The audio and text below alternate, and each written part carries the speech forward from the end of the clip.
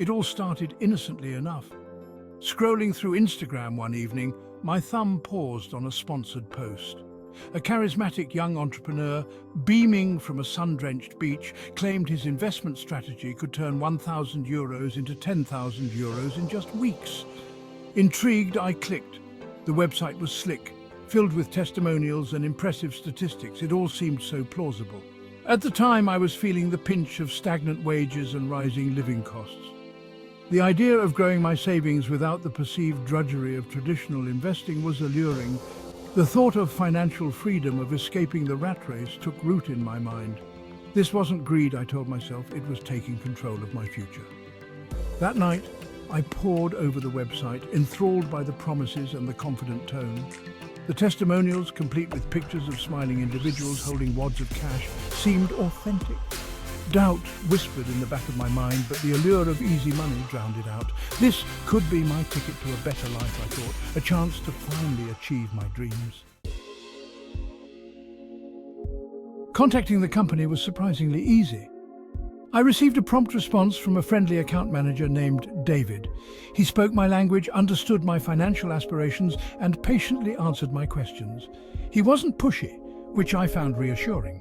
He encouraged me to start small, just €1,000, to see the system work its magic.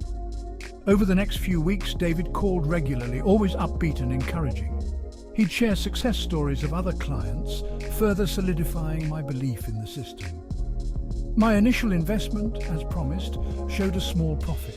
My confidence grew. This wasn't a scam, it was a legitimate opportunity.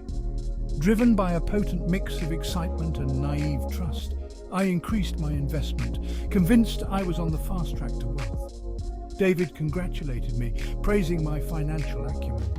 His validation was intoxicating. I was hooked, completely blinded by the illusion of success that David so carefully crafted.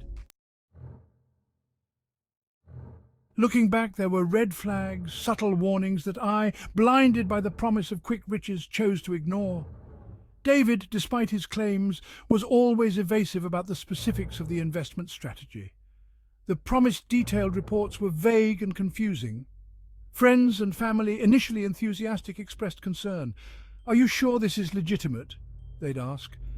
I brushed off their anxieties, defensive of my newfound financial freedom. Their skepticism felt like negativity, holding me back from my well-deserved success. The initial profits, a clever tactic to build trust, never materialized into actual withdrawable funds. Each time I attempted to withdraw, David would cite technical issues or advise me to reinvest for even greater returns. Doubt, like a persistent weed, began to sprout in the garden of my confidence.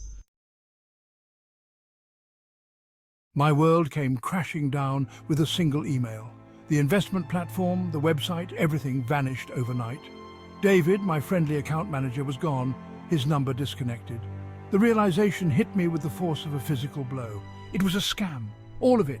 The carefully constructed facade of trust, the promises, the excitement, it was all a cruel lie.